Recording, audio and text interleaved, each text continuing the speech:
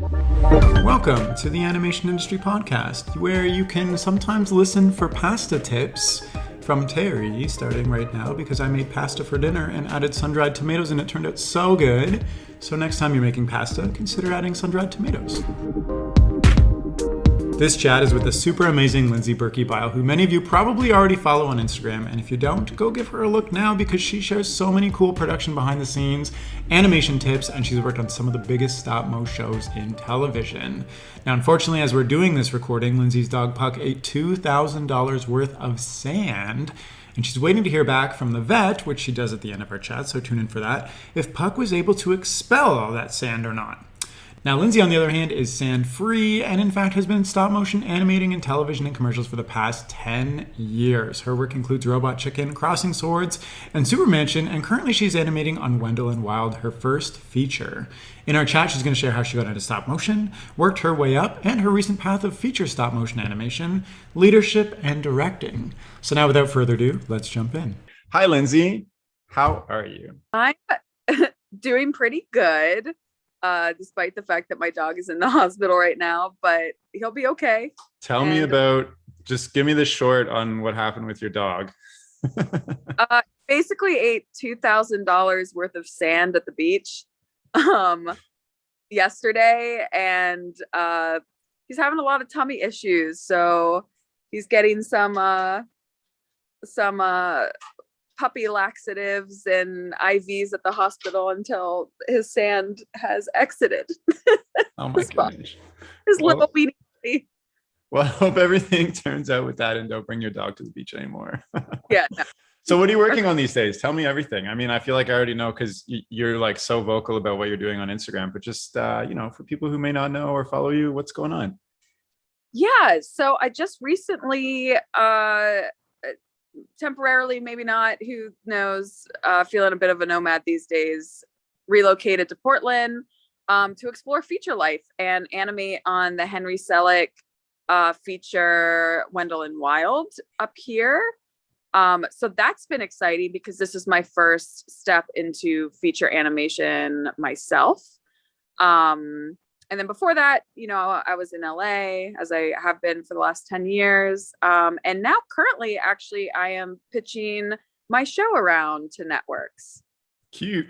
Is it okay? So is it tough to get into feature animation from TV animation, or do most people kind of go that way? Because I feel like there's a huge difference in quality when it comes to working on TV, like Robot Chicken or something like that, versus Wendell and Wild. I haven't seen anything of Wendell and Wild, but I'm assuming it's they're going for a Leica quality, maybe? Is it tough to jump? A little bit, yeah. It's a little bit more, I would say it's a little bit more Coraline Leica than the newest stuff from Leica, where everything is super pristine and even the breaths and everything are put in. It's hyper realistic, and it's very high quality animation, but they don't mind a little bit of twos thrown in and some wabi sabi, just a little bit, to the integrity of the magic of the animation style intact, which I really like. What can you share about Wendell and Wild? Can you share anything? How big the studio is? How many animators are there? Are you grinding every day? Yes. So I can share stuff like that. Okay. I'm so curious. Yeah. No. Right now, I think there's. Ooh, that's a good question. How many animators? I want to say there's 20 of us. Oh wow. So there's a fair amount. It wasn't that way the whole time. It was a slow ramp up, and then as schedule is falling behind a little bit, or they see that they kind of can fit more animators, they've brought more people on. So I think we're around 20 right now, which is a lot. Let's see here, what else? So comparatively, on Crossing Swords, how many animators were there on that? I think there were, that's also a good question, 12 to 15. But I have been on some productions where there've been like 20. Like Super Mansion at one point, I think had 20. Huh. Uh, Robot Chicken, I don't know if they touched 20 ever. I don't know. Um, but yeah, but actually going back to answer your question about television versus feature, I don't think it's been easy for television animators to jump over into feature world. I mean, it happens. But I know a lot of animators who for many years were trying to make the transition and um, couldn't do it, or couldn't get hired.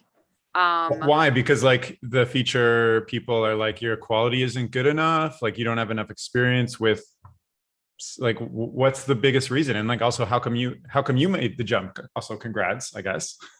Thank you. It comes down to not necessarily that. I would never say that it is like a harder form of animation. It's a different way of working. It's a different way of working that is completely the opposite of television. Television is all about speed and quality, and you don't have any prep before shots.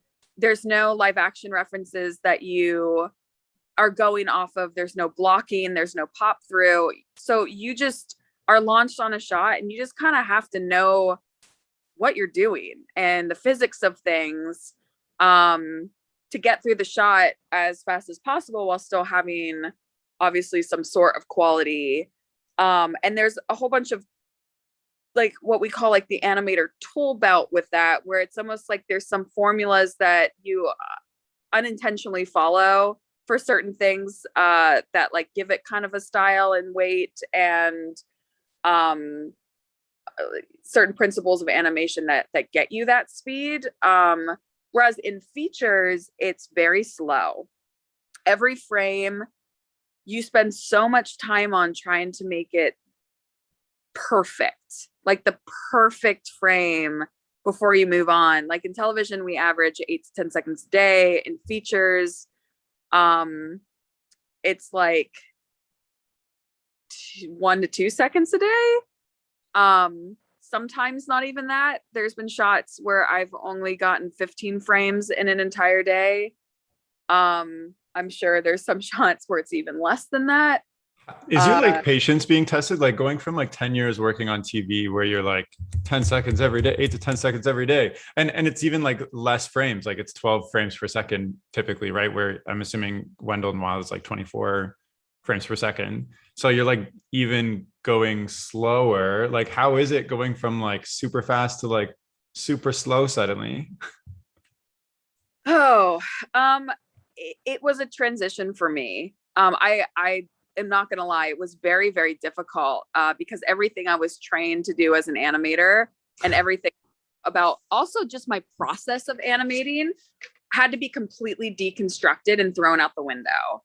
I actually had a mental breakdown on like my third shot where I was crying to the animation supervisor because I was just like, I can't do this. Like I'm very confident in my animation skill sets, but it is so much patience and just everything is so perfect, and following all the references and trusting yourself and like following all the arcs, and there is no room for error. There's so much pressure. And yeah, it's like one bad frame and it would be pointed out.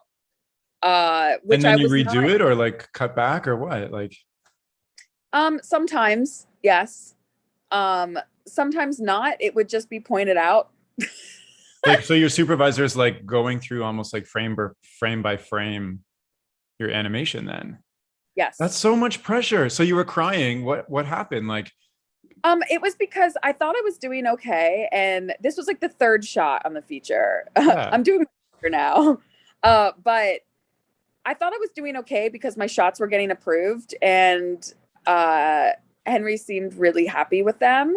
And then it came out that he was not happy with them, and that basically he said that I really needed to step up to match everyone else. Like, and so much was lying on this next shot that basically I kind of had to prove myself and why I was there.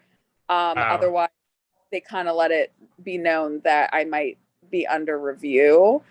Um, so it was kind of like do or die. Like this next shot had to be perfect, or else I don't know if I'd have a job anymore. And I was just like, fucking hell. And it was actually really great. One of the animation supervisors I'm under is possibly my favorite animation supervisor I've ever had. And he talked about his own experience of switching from television to feature, and how he also had like this mental breakdown and was like in the bathroom, like splashing water on his face. And he was like, listen, this is really hard, and it's hard for everyone, and everyone goes through this stuff. He's like, everyone feels the same way. Like, you are not weird, or this is not unusual. And he's like, you're here because we saw something in you and we know that you can do this.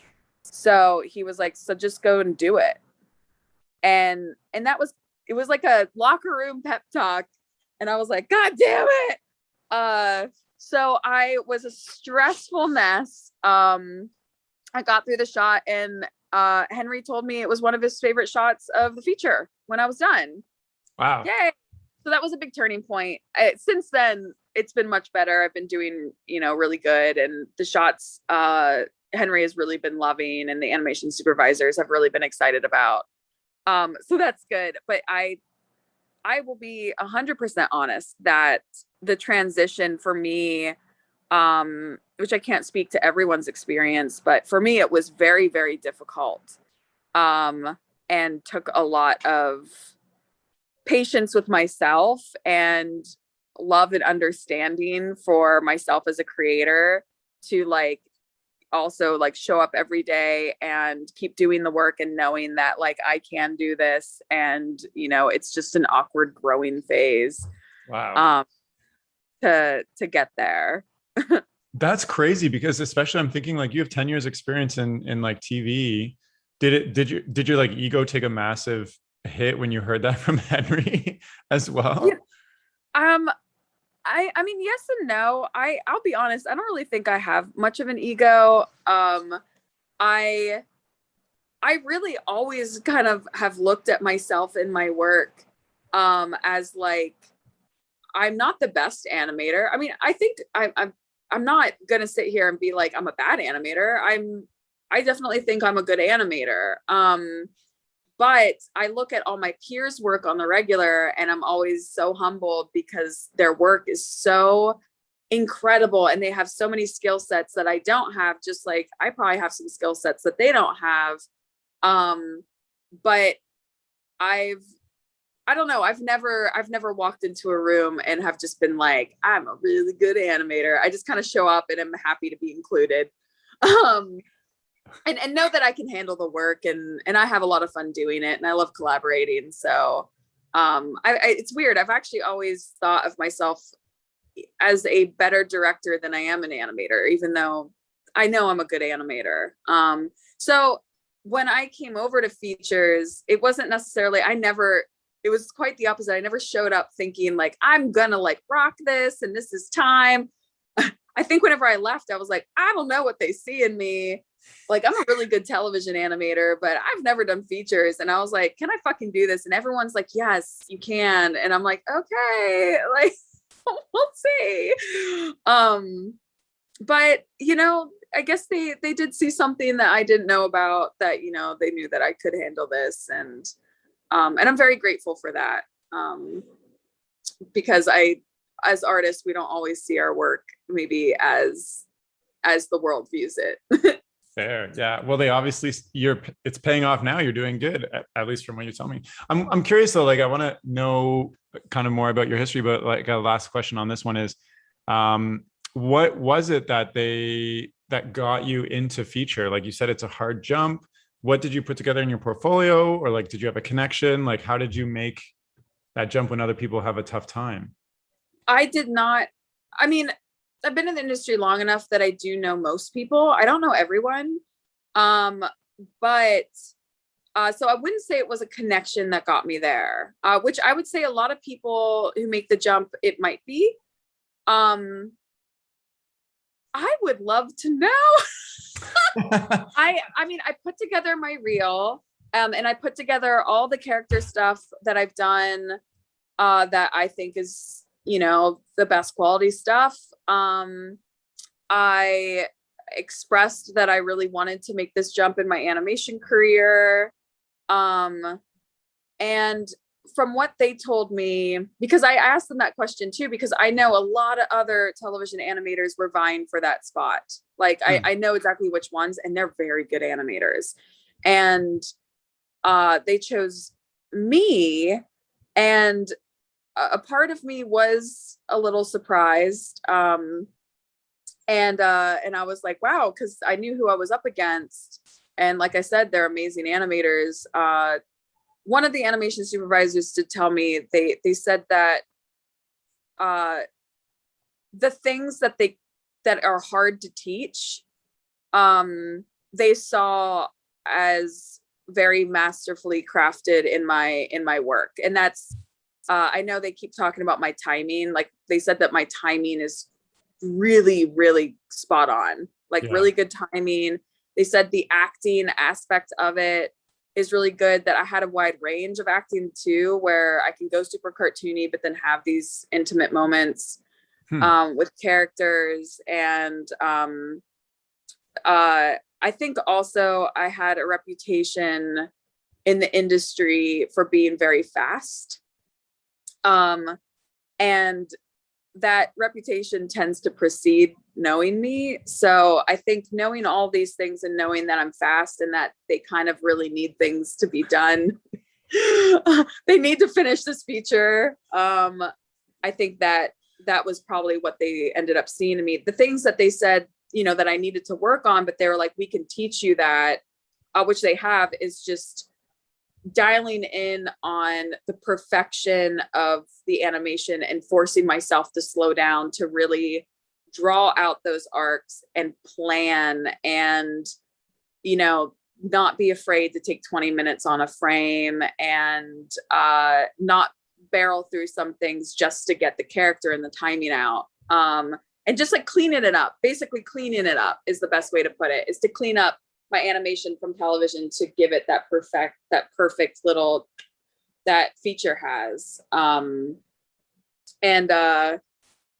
Yeah, I mean, I guess they were right. Because really, once I worked on those for the first 3-4 shots, and then after that, it was kind of smooth sailing. Nice. As much as it could be. I like how they were like, you're really fast, but here you need to.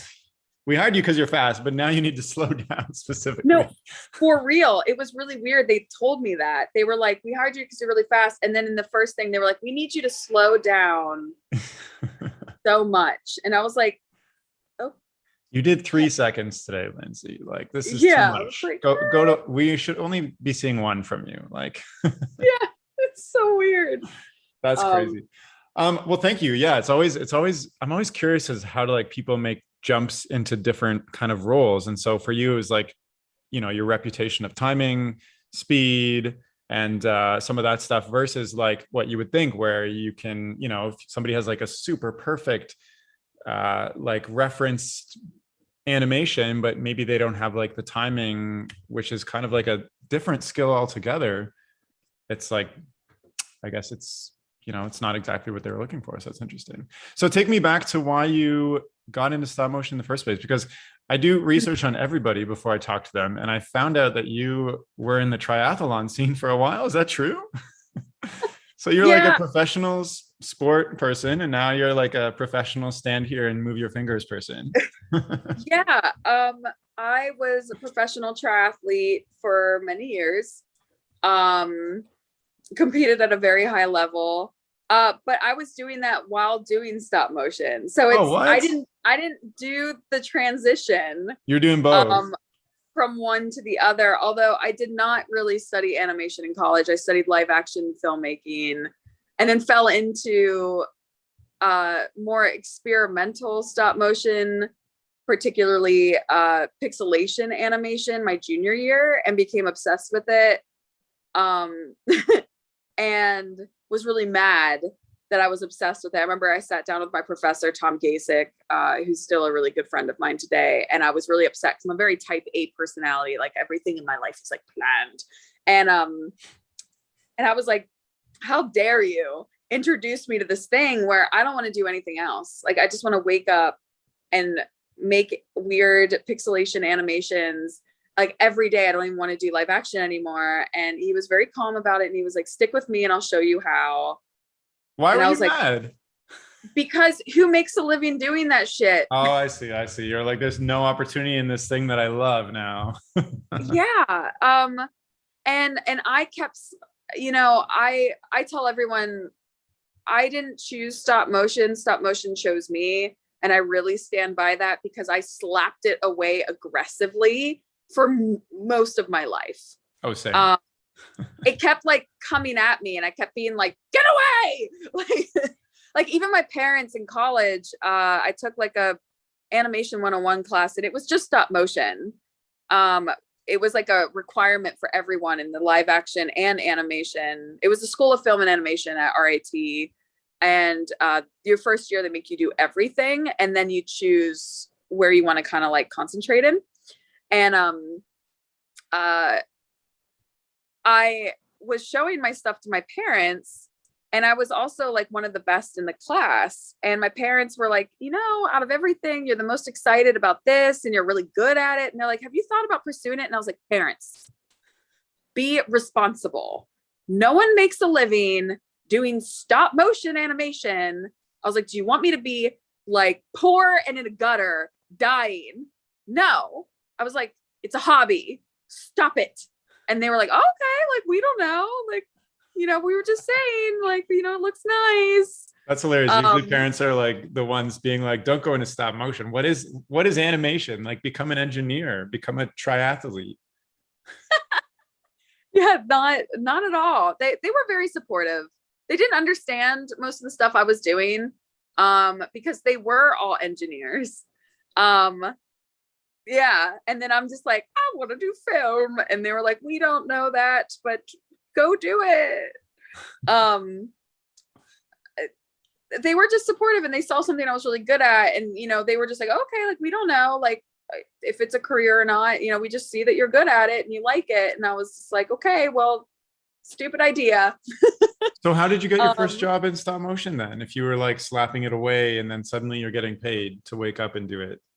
So that's actually a fun story, and I'll try and tell it a little bit concise, but it is a fun story. So because I studied pixelation exclusively, I became one of the only pixelation specialists in the world, really. I mean, stop motion people, they all do pixelation, but that was like solely what I studied and did.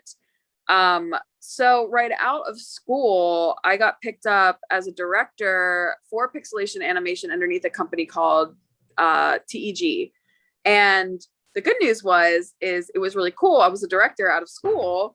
The bad news is there really weren't many pixelation jobs, and I'm just wrapped under the company. So I was doing like 3 jobs a year and living in New York City, but try and make ends meet.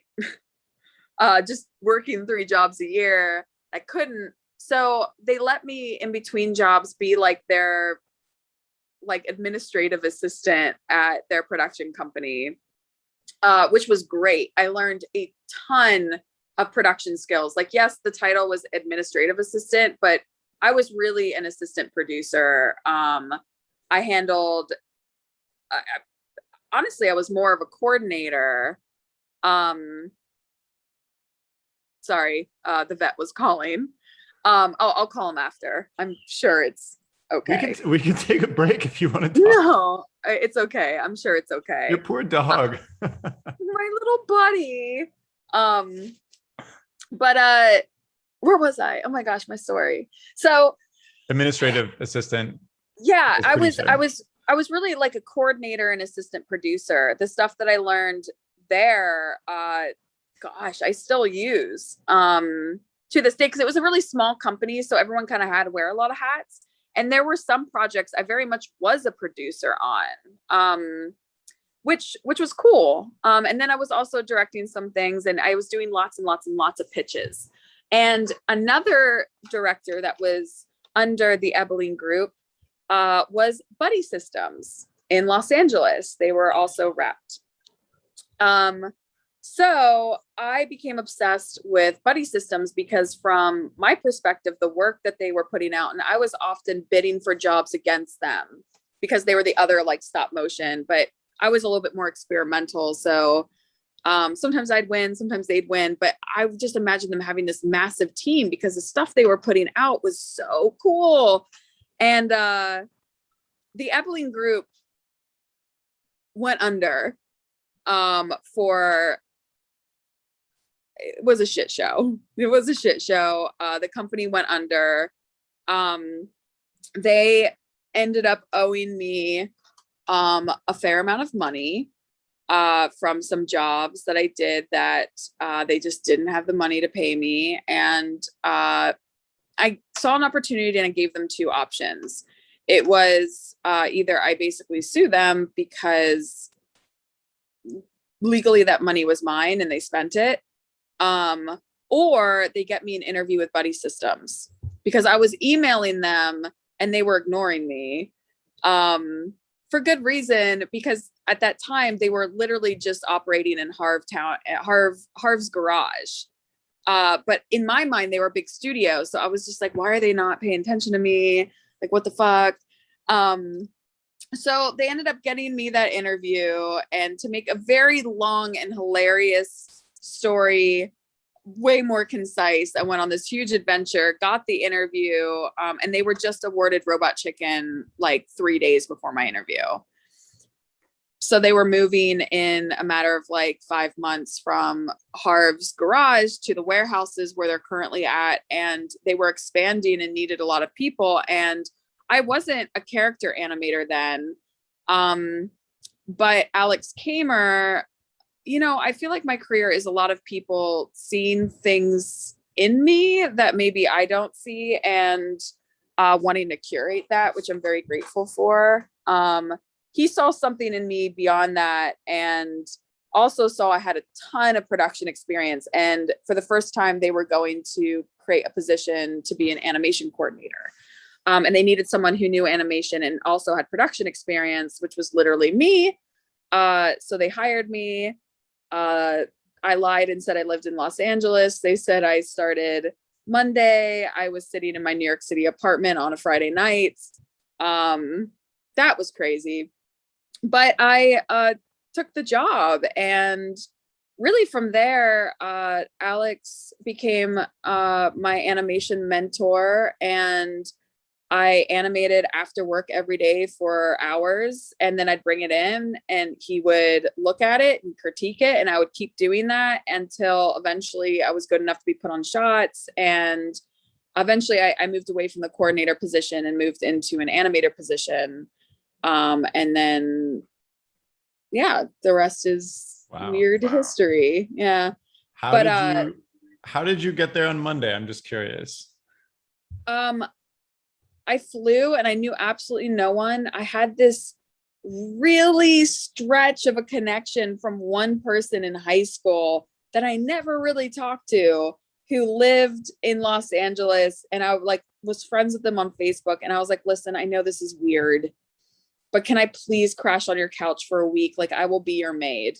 Like, I don't know what else to do. This was before Airbnb. Like, I didn't know what to do. And I'm so grateful they said yes. And I did their dishes and I cleaned, and I was there a week. It only took a week until I found a place, and then I moved in. But man, what a crazy journey from like, oh, insane. Being like, do I sue to get all this big lump sum of money, or do I pressure them into getting me an interview at this place I think is cool? And then like, what are we at? Like 11 years later, you're like working on feature films now? Like, yeah, it's, you know, I always said if I ever wrote an autobiography, it would be called Falling Down the Stairs and Sticking the Landing. And I feel like that is my life. I have just constantly fallen downstairs and just stuck the landing and kept going. And it's led me to some really cool places. So like thinking back of how you were so mad at your prof and your parents for being like, stop motion is cool and you should do it, and you loved it, and actually doing it for like over a decade now, and like, you know, you wake up and this is your day job and you live and breathe it. How does it feel? Like what is the internal thing telling you about what you're doing with your life? You know, it's funny. The only thing I think about with that is two things. I keep thinking like, man, what would my life be like if I actually said, you're right, maybe I should study this, and ended up studying stop motion in college. But then a part of me too is I really enjoy the journey that I took. It's a very weird one. And I feel like that journey gave me a lot of skill sets that allowed me to move beyond being an animator and into a lot of other areas of the industry that I actually enjoy. Even I love animating. Like, I'm one of those animators who legit just loves animating. I fucking love it. I do it outside of work. Like, I go home and I'll animate something. Like, I can't get enough of it even after all this time. But there's other areas of the industry that I enjoy even more than that, which is egregious. I love a lot of things. And so I'm happy with the path that I took. Except for the fact that I can't draw a lick. I suck at drawing. I wish I took drawing classes in college. I wish I had those skill sets, and I know I can learn, but I quite literally do not have time. Yeah. Because you're animating nonstop. Yes, very, very demanding hours, more so in features than in television, actually, which I found surprising. And then I have all these side projects. So people assume I don't sleep. I definitely sleep, for those of you out there. I feel like, I don't know, just from watching your journey on Instagram, I feel like you're just doing everything 24/7. I'm like, I don't know how she has the energy. That's okay, what everyone says. So you got into like Stupid Buddy, which, well, it's now Stupid Buddy, but like animation, like a long time ago, like when things were starting up. And I guess, you know, being a woman in animation and like seeing it through, and it's very male dominated. How has that gone kind of over the years, and even being part of the beginning? So it's been really interesting because I got into the industry not really thinking that there was too many struggles that women had in the industry. You know, like you know, you heard about them, but I think because I hadn't experienced them yet, I was like, but I'm getting jobs. Like, I'm able to survive in the industry, and I didn't see like the bigger picture of things until later on in my career. But often when I first started, I was like one of the only female animators on a show. I think the most that there was in the beginning years, especially, there was like 3 of us, which is not even like 20% of the animators. And almost all of the shows were not written by women. And to this day, I've never been under a female director in the industry, not even in commercials. And I literally, until this year, 2021, I had not been underneath a female animation supervisor either. Santa Inc. was the first one where I was underneath a female animation supervisor, which was awesome. But really, now I'm really proud of the industry and how far it's come, in that there's a lot more female animators on shows. There's been some shows recently, I would say in the last 2 years in particular, where it's been like 40% female, which is a first, which is so exciting. But I'm still not seeing those positions rise up beyond that. I'm not seeing leadership positions, women becoming animation directors, animation supervisors, even lead animators, directors, things like that, selling shows. writing. I am seeing more women write shows, but that is also a recent thing. And it became very disheartening later in my career, after I started feeling very confident in my animation. And like I could walk on a show. It was a really good feeling to feel like I could walk onto a show and not be anxious if I could like do it. I was like excited to animate and bring my own skill sets and work with the director and everything, because I felt very confident in my skills. And it just became really fun after that, because I wasn't thinking so much about like, I have to make this be weighted and I'm not quite sure how to do that and it doesn't look right. I could go into a shot and just know how to make it weighted and know how to make it look good and be able to have fun and put little flourishes on it. And but once I got there, I was like, okay, my whole goal was to move to directing my whole career after that. I wanted to take the time and really master animation and also work in a lot of different areas of the industry so that I could be an even better leader and return back to directing as a stronger force. And when I decided that I wanted to start doing that, I got a lot of roadblocks. It was really difficult and really frustrating. And I started noticing also other women, like for example, in the lighting department, there's this one woman who I think is one of the most talented lighting technicians and DPs I've worked with. And she could not for the life of her get a DP role on a show, even though she is just as qualified, if not more qualified than the DPs who were getting these jobs. And it's the same type of thing.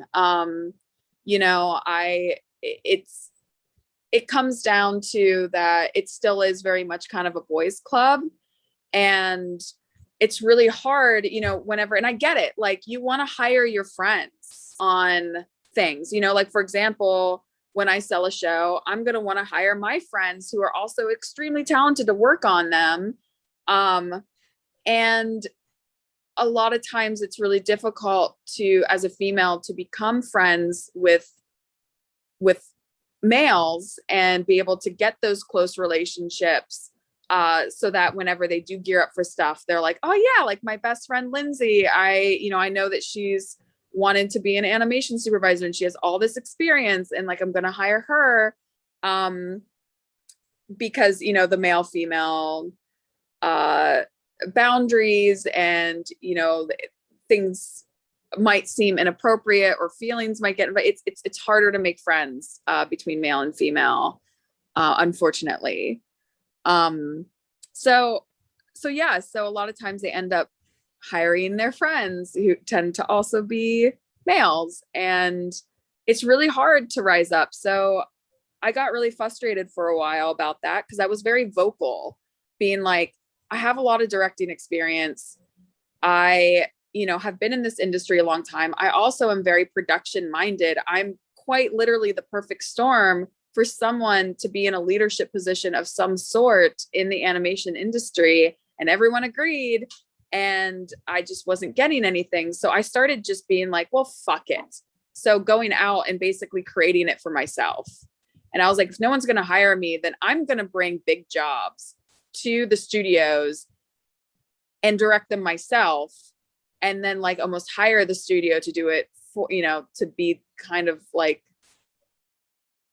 basically hire the studio to hire me to do the job that I brought in, which is how I got my start in doing that. And then eventually I found Open the Portal found me, I don't know which. And that relationship is really special. They really saw me. They're a great studio who really sees art for art and don't really see people, male, female, like wherever you come from, whatever ethnicity, like they don't care. They don't even see it.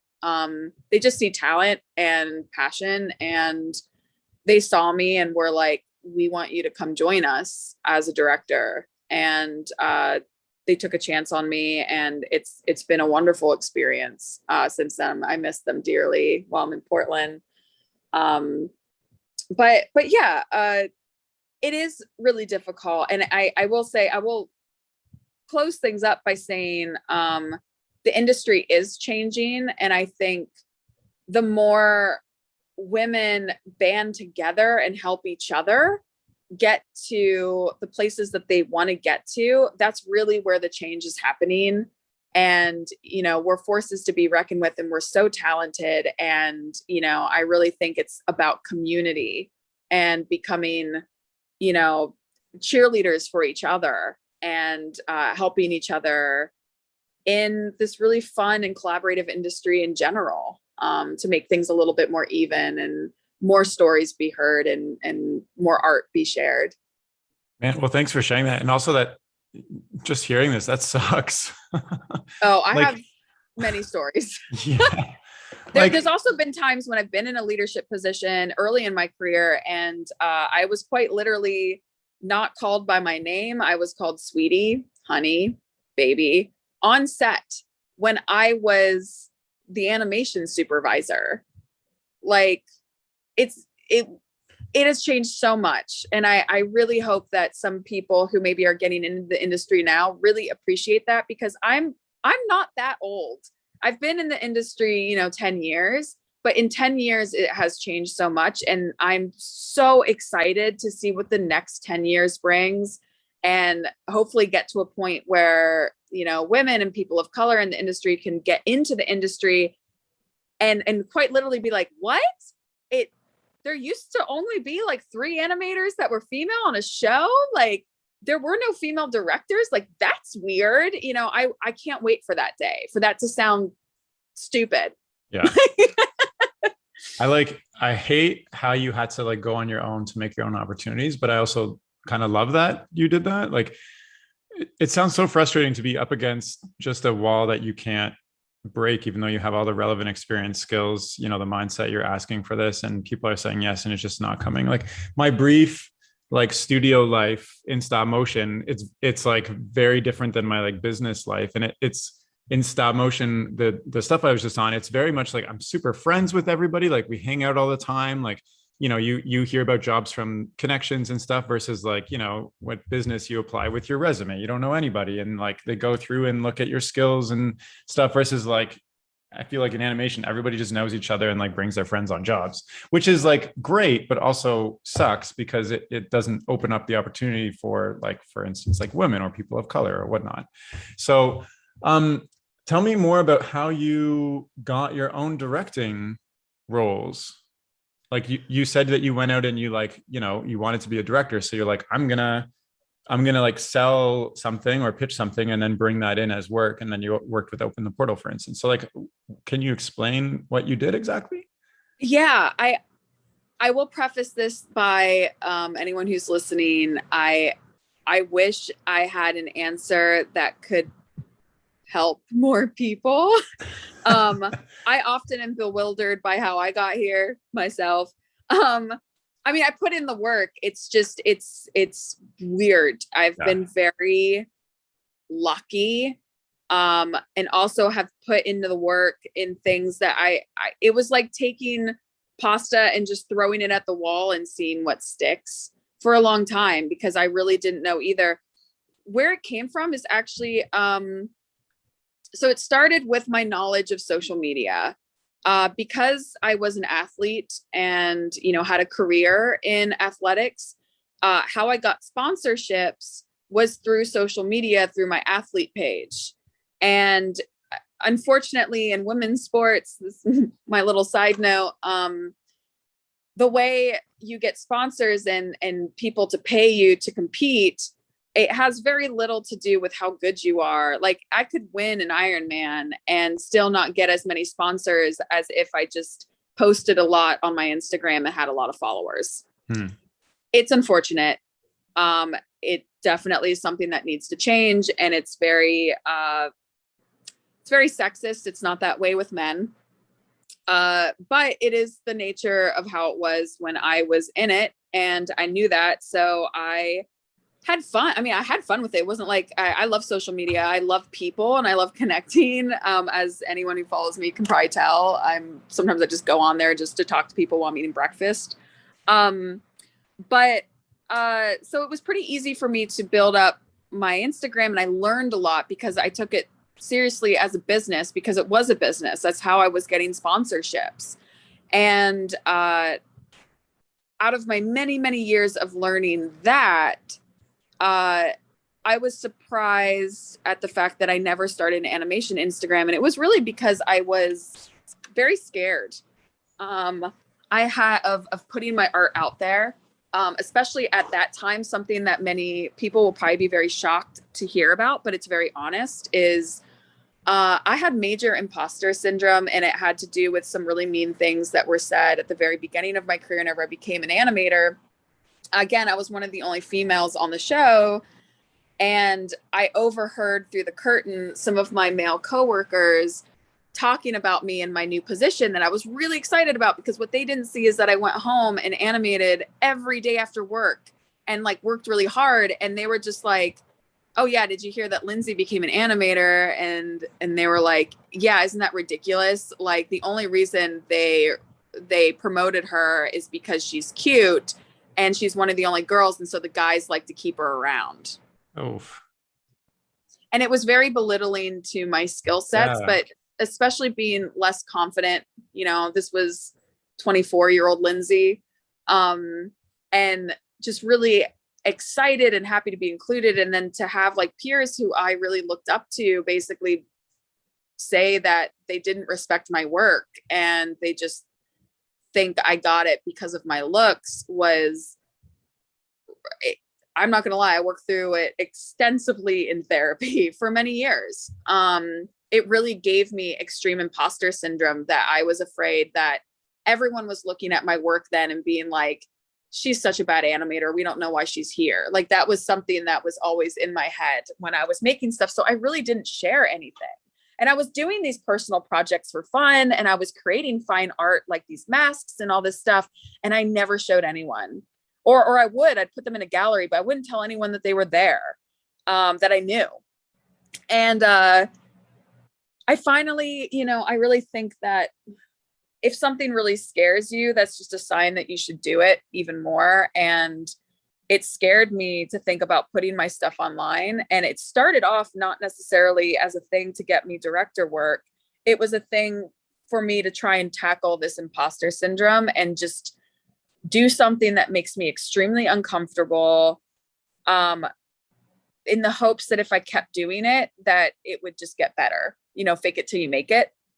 And so I started my Instagram and just started putting everything on there. And that was part of the dialogue. It was for me where I was like, even the shots that I think are bad, or the shots that even my animation supervisor thought were bad.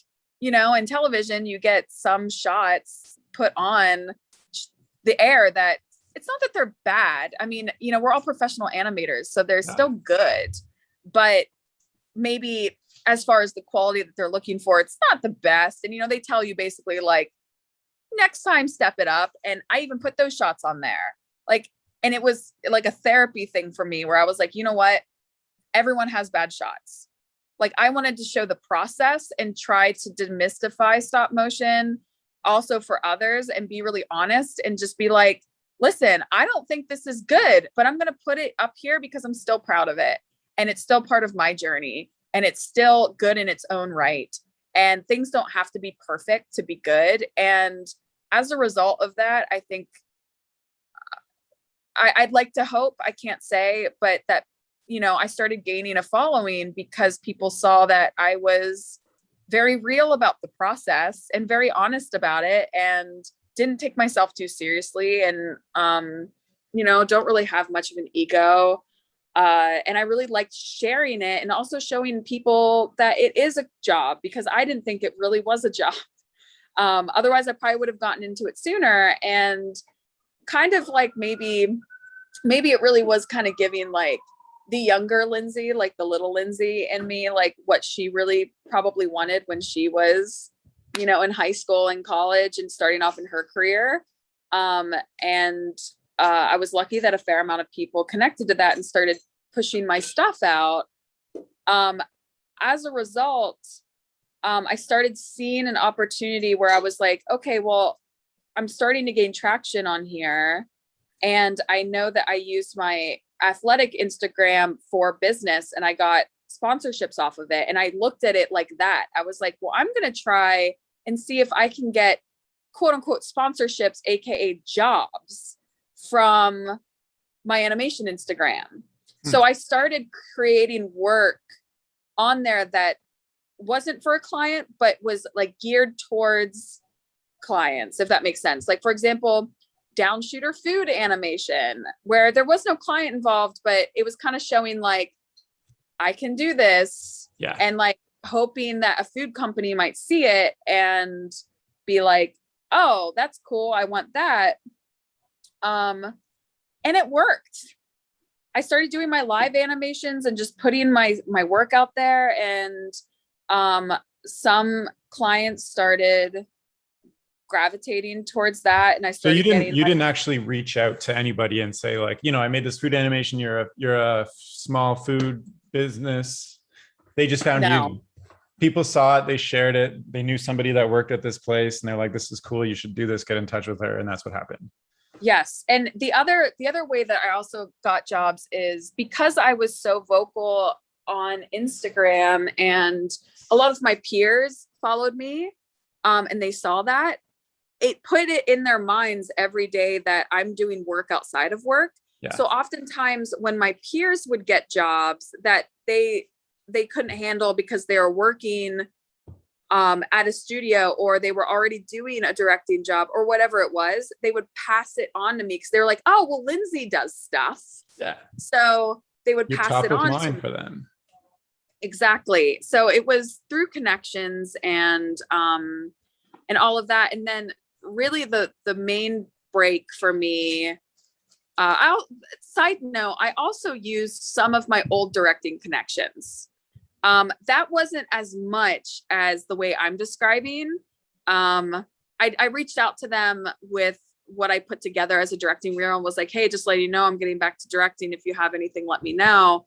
And those didn't happen right away for like a couple years, but it is interesting. Some jobs have come from that like 2 years later that I guess they just remembered, which is kind of interesting. Crazy. But yeah, kind of crazy. But the big thing is I got the attention. I got the attention from Drake, the music artist, Drake, and Boy Wanda, his producer, and J Balvin and Romeo Santos. They were putting together this big song. And Boy Wanda found my work and was a huge fan, and hired me to do the Drake music video. Unfortunately, and that was a very large budget, huge video where I brought it to Stupid Buddy and, had like their entire team on it. It was an amazing experience. They decided like 3 days before we started shooting that Drake didn't want to release the song anymore. Ooh, oh my gosh, what the heck? Yeah. This huge opportunity. Yeah, so even though we had everything built and all the beautiful puppets made, that job disappeared. Oh, no. But just because it disappeared, it opened up many more opportunities. I know Boy Wanda I cannot sing his praises enough. He is one of the most beautiful, amazing humans I've ever met, and very positive. And word was also spread of the great work that we were doing, even though it didn't go all the way. And some more music artists kind of came my way, some that still haven't, same thing, we haven't gone the whole way, but word of mouth starts happening. And the more jobs you get, I know it's like kind of a bummer where it's like, ugh, like the more jobs you get, the more jobs you get. But it's true. The more jobs I did and the more personal projects that I did and put out there, the more jobs I got, until I paired with Open the Portal. And then I kind of became like the music video commercial department for them.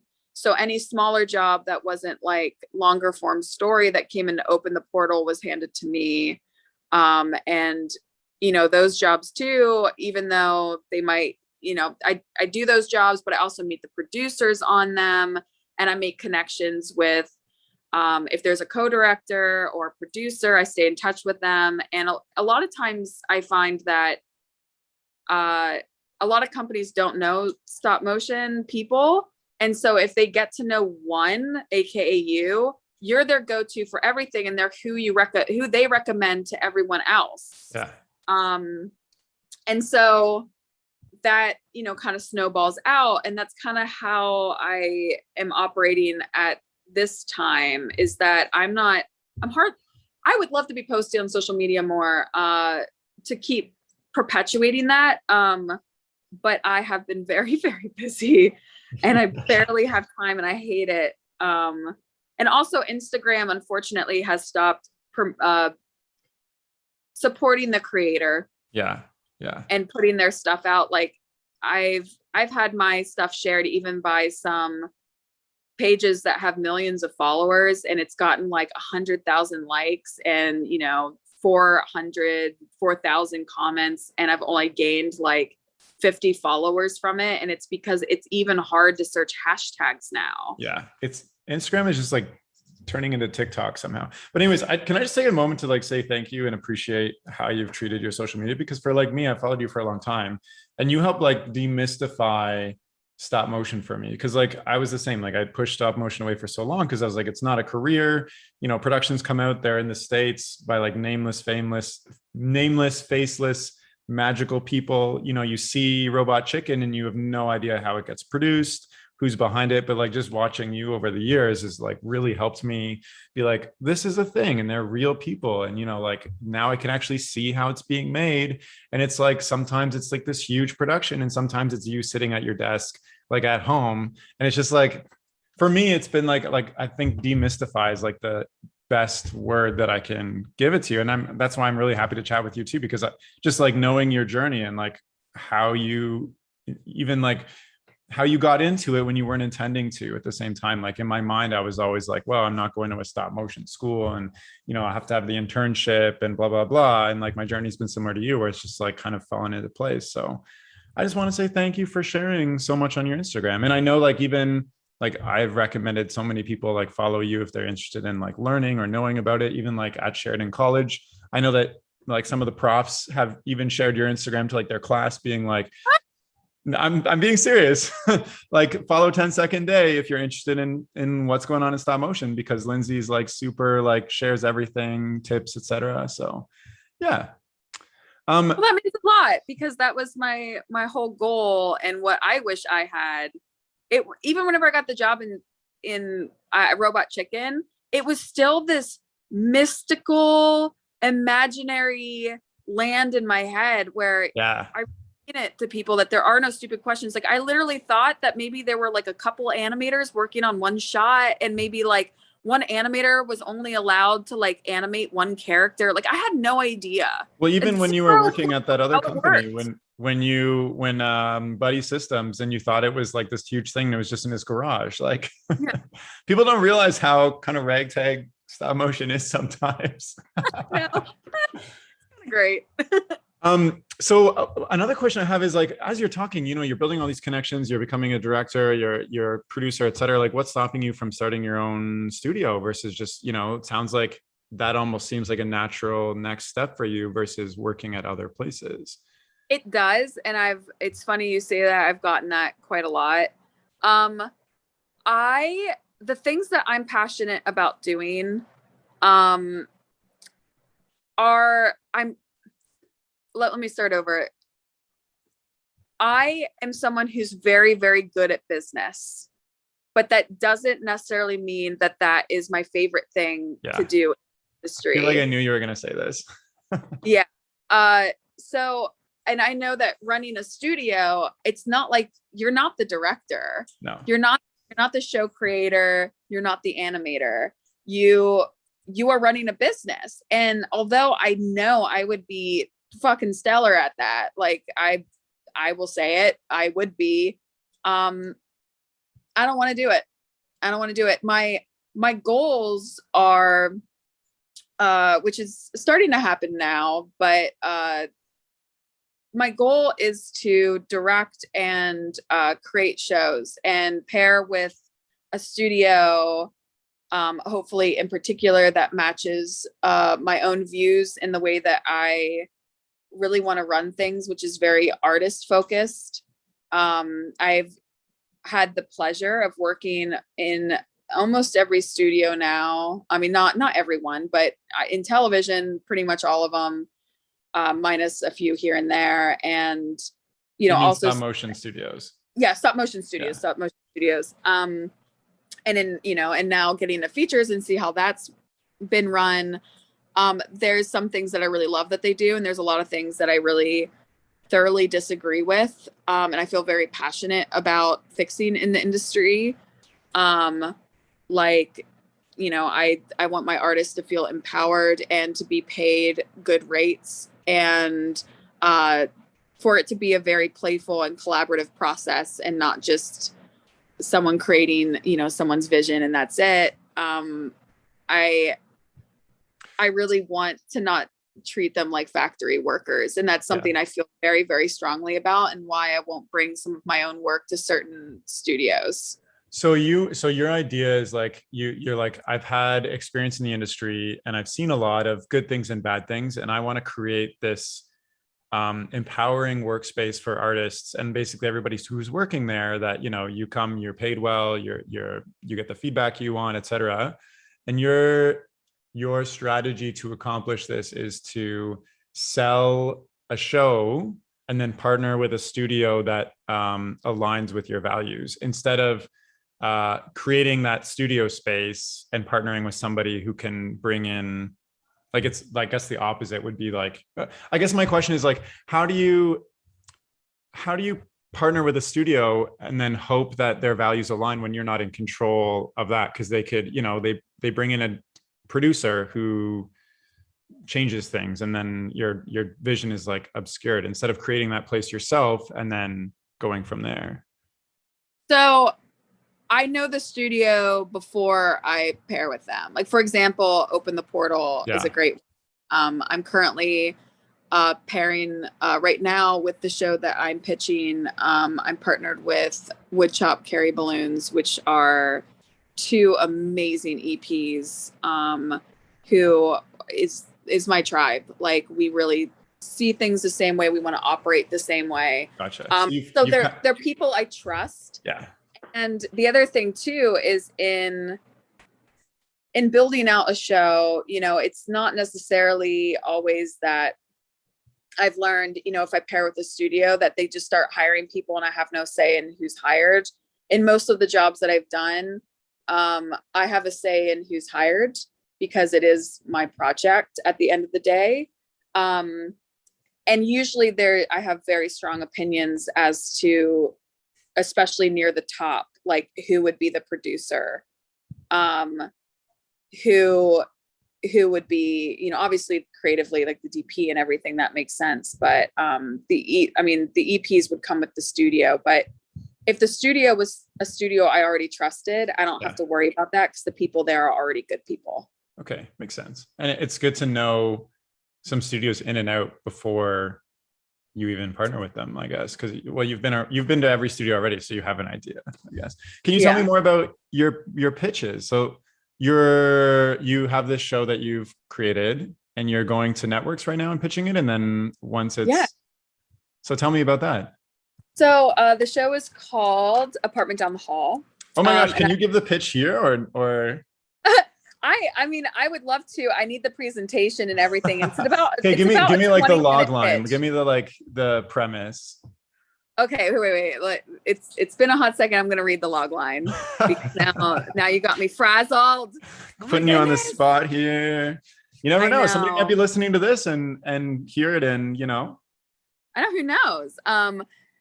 So when kooky residents, strange spirits, and bizarre creatures emerge from her building, a teenage spirit medium recruits her shy neighbor to investigate.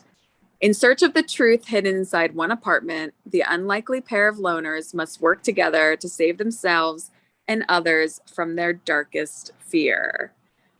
And really what this show is, it's a horror show. Yeah. And it's about overcoming fear through connection. Oh. It is an episodic with a meaningful story arc that tackles some heavier subjects than we've seen in current stop motion shows. It's roughly for ages 14 to 18 and young adults.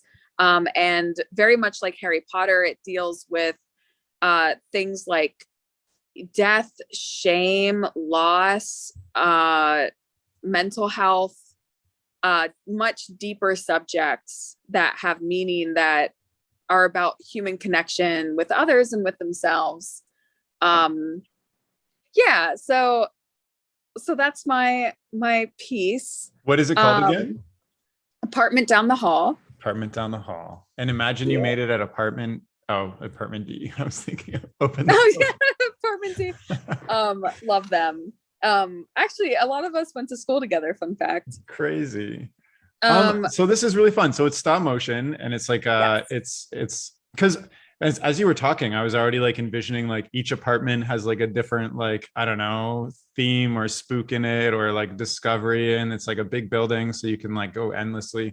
But most stop motion traditionally has just been like gags, like Super Mansion, Robot Chicken, even like kind of Shivering Truth and like Ultra City Smiths, which I just worked on, are more serialized. But do you see, like, is this a good time to get into something like this now that, you know, every broadcaster and stream is creating a streaming service and looking for kind of deeper content?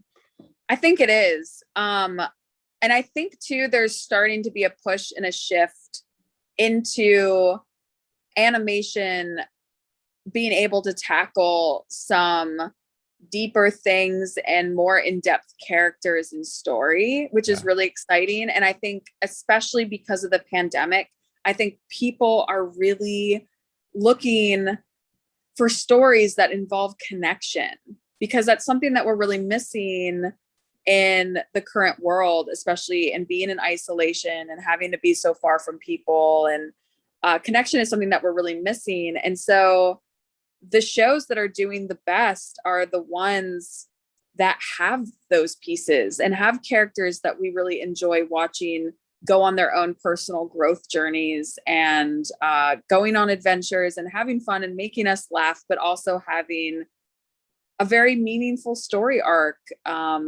and watching them connect with others, which I think is beautiful and something that I've always wanted to bring to the table. It's just, I feel like now is the time for it. Yeah. Seems like you have a very good sense of purpose with this show, like just hearing you talking about it. One question that comes to mind, and I faced a lot with the Silly Duck Wizard pitching that around, is people are not familiar with stop motion, and networks will be like, we've never done a stop motion before. I have no idea budget, no idea where to start. Why does this need to be stop motion? Why can't it be like 2D? Have you faced this yourself? And do you have an answer or like a reason it needs to be stop motion? Yes, I don't come across that often, but that's because I already addressed that pretty early in the pitch. I also love creating shows where the medium is just as important as the main character.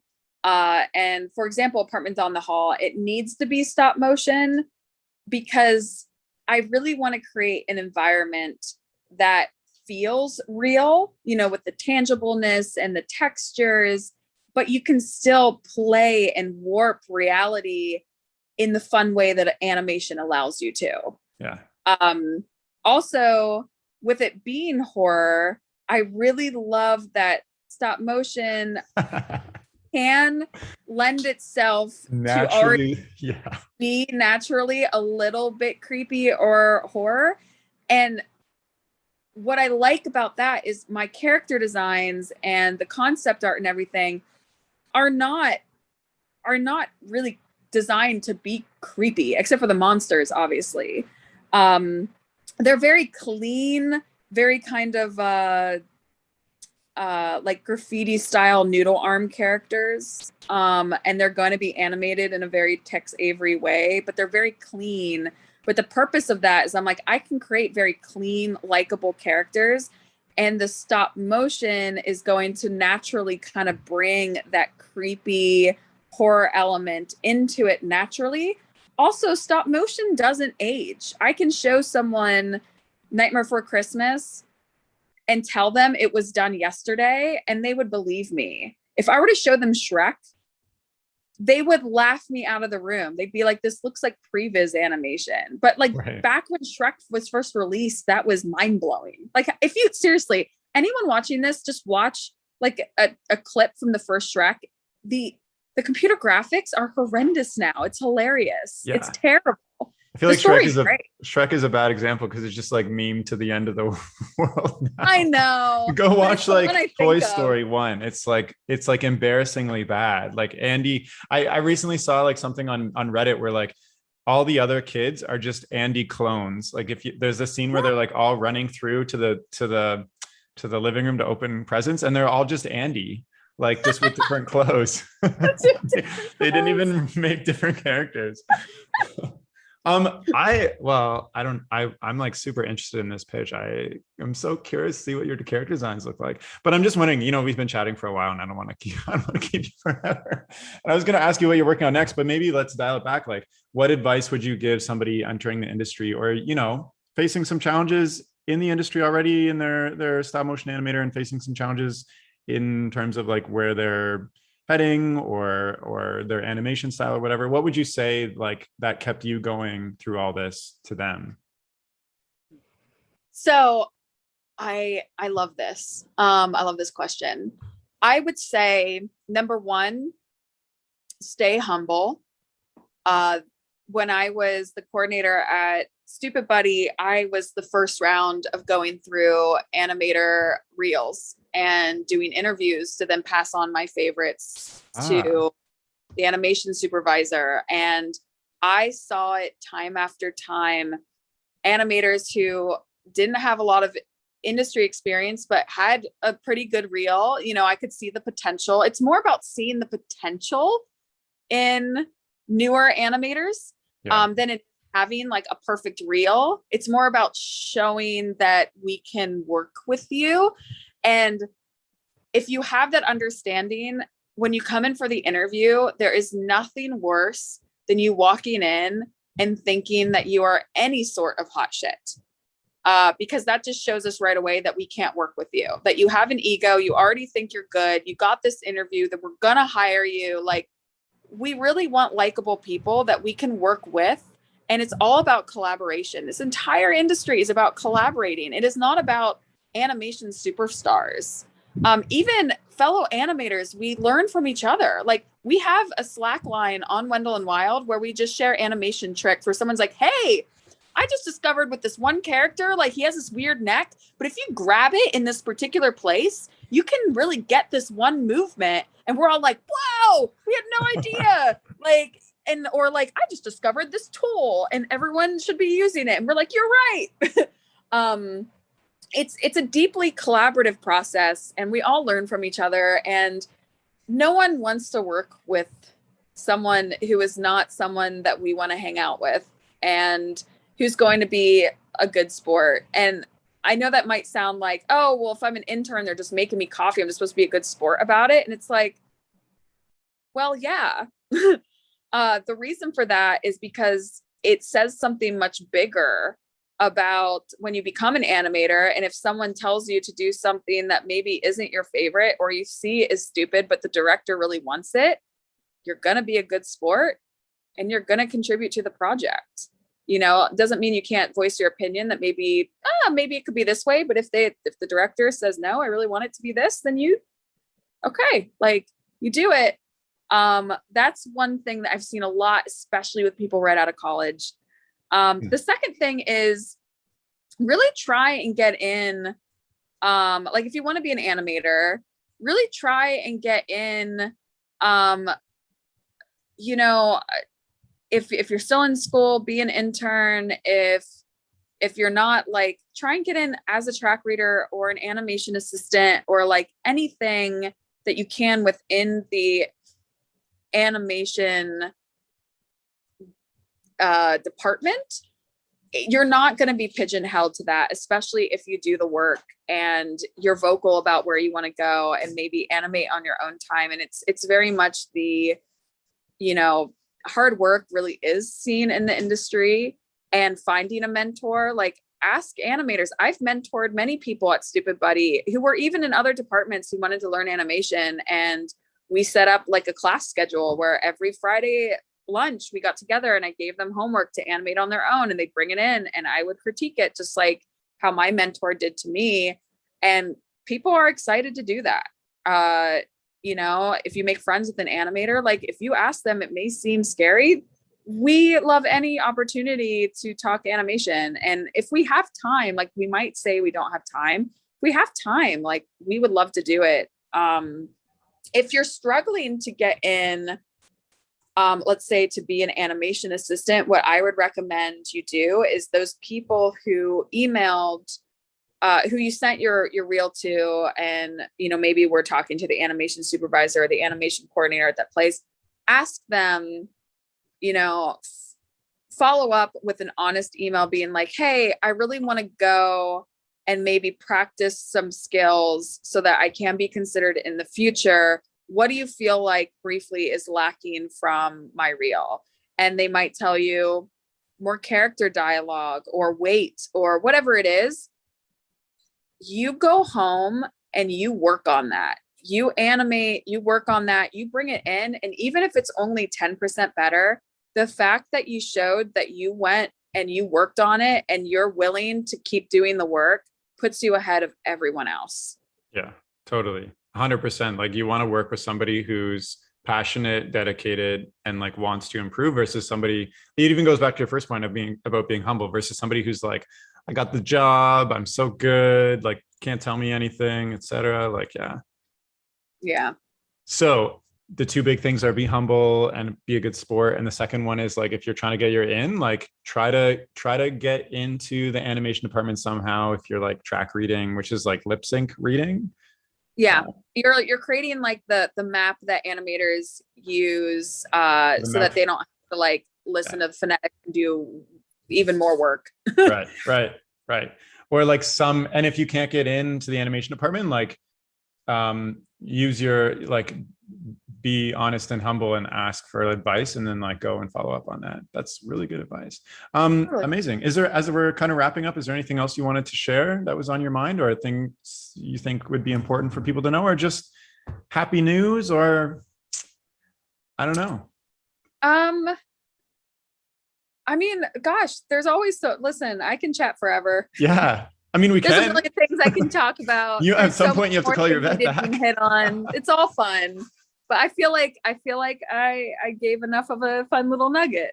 Yeah, nice. Well, thank you for all those fun little nuggets. Your journey's been, I'm so happy you shared your journey, because like even just from what I knew about you from following you, I didn't know even half of it. And it's like super insightful for me to just learn more about how you got into it and what you're doing. And I wish you all the best with your show. I can't wait until I see, you know, that announcement that like, hey, it's being greenlit, I'm making it. Oh, maybe I'll work on it. Maybe you'll contact me and be like, hey, can you come and work on this? And I'd say yes. And this is what's happening now. Yeah. I want a fun place where we can create and make something meaningful. Yeah, I love that. And I love that you have this overarching goal of just like, you know, empowering your community and the people you work with. I think that's amazing and much needed in every industry. So I really hope that you find success. Thank you. Well, anyways, thank you so much for coming on the podcast. It's been a pleasure to chat. Yeah, thanks for having me. Yeah. And scheduling. Yeah. And if you're listening and you want to $1,000 worth of sand. Hey, yeah. Gosh. If you're listening and you want to follow or get in touch with Lindsay. Oh, wait, I have great news. Puck is ready tell to me. be picked up from the hospital. Amazing. That's the best news I've heard. He must have pooped out the sand. Your dog pooped out the sand. He pooped it out. This is how we're wrapping up this chat. Dog pooped out the sand. Everybody's happy. Now go see your pup. But if you're listening and want to get in touch with Lindsay or reach out to her or follow her work, you can do so on Instagram at 10second day, and I'll include the link to that in the description of this chat. Thank you so much for listening. That's all. Okay, bye.